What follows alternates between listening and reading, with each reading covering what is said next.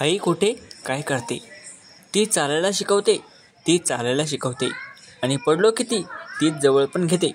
ती पळायला शिकवते, ती पळायला शिकवते. आणि पळता पळता उडायला लागू नकोस असंही तीच म्हणते. ती बोलायला शिकवते, ती बोलायला शिकवते. आणि वाईट बोललो तर ती कान पण वळते. ती लिहायला शिकवते, ती लिहायला शिकवते. आणि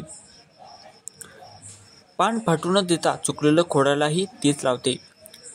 ती समाजामध्ये राहायला शिकवते, ती समाजामध्ये राहायला शिकवते. आणि सामाजिक बांधिलकी जपायलाही शिकवते. ती चुकलं की शिक्षा देते, ती चुकलं की शिक्षा देते.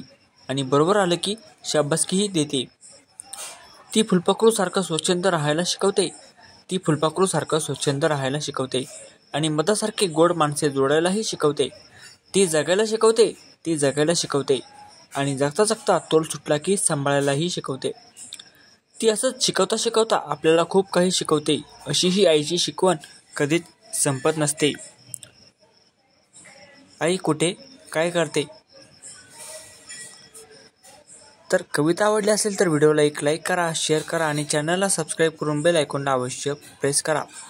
तर हे पहा आईची विविध रूपे. अभ्यास घेताना आई, फुगडी खेळताना आई, लोणी घुसळताना आई व लोणी व मसाले करताना आई, घरातील अंगण झाडून घेताना आई, तसेच पाणी शिंपडताना आई. हे पहा मुलगा आणि मुलगीचं लग्न लावून देताना आई, तुळशीला पाणी घालताना आई.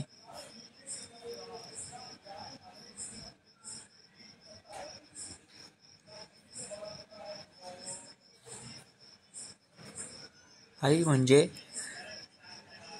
जगज्जननीचं दुसरं रूप.